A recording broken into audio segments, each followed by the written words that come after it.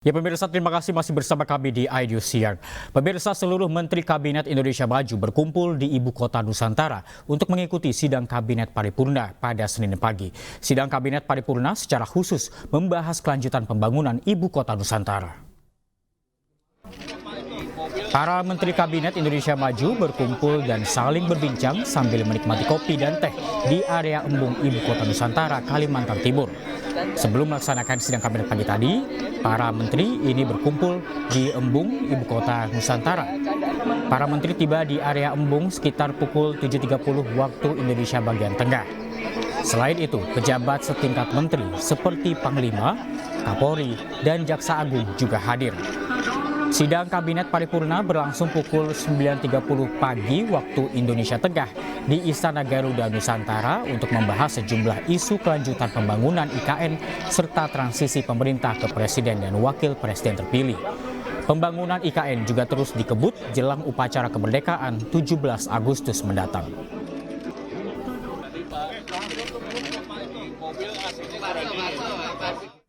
Dalam sidang kabinet perdana di Ibu Kota Negara Nusantara, Presiden Joko Widodo menyebutkan salah satu alasan pemindahan ibu kota ialah karena beban populasi di Pulau Jawa sudah sangat besar.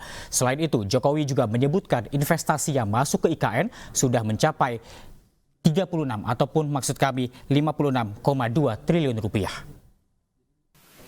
Salah satu alasan kenapa ibu kota pindah karena kita ingin pemerataan, karena kita tahu 58%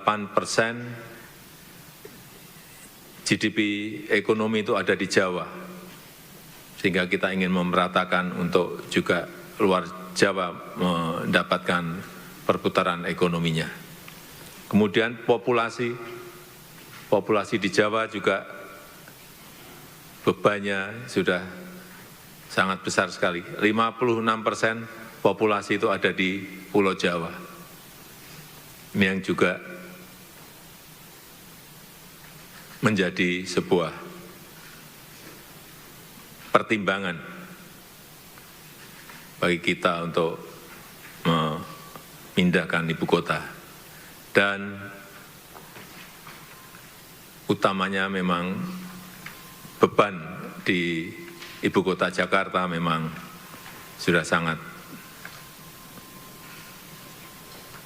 padat sekali.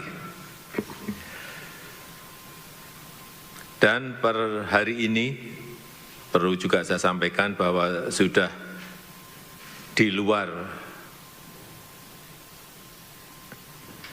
anggaran dari APBN, investasi yang masuk sudah 56,2 triliun rupiah dari 55 yang sudah groundbreaking. Pendidikan ada 6, kesehatan ada 3, retail dan logistik ada 10, hotel ada 8, energi dan transport ada 2, kantor dan perbankan ada 14, hunian dan area hijau ada 9, media dan teknologi ada 3.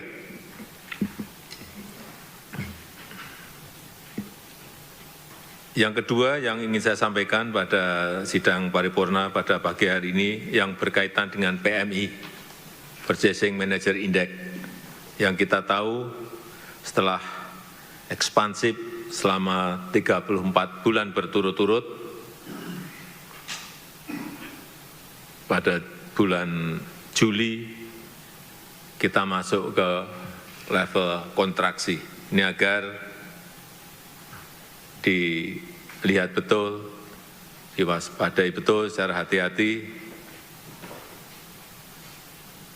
karena beberapa negara di Asia, PMI-nya juga berada di angka di bawah 50, yaitu Jepang 49,2, Indonesia 49,3, RRT 49,8, Malaysia 49,7.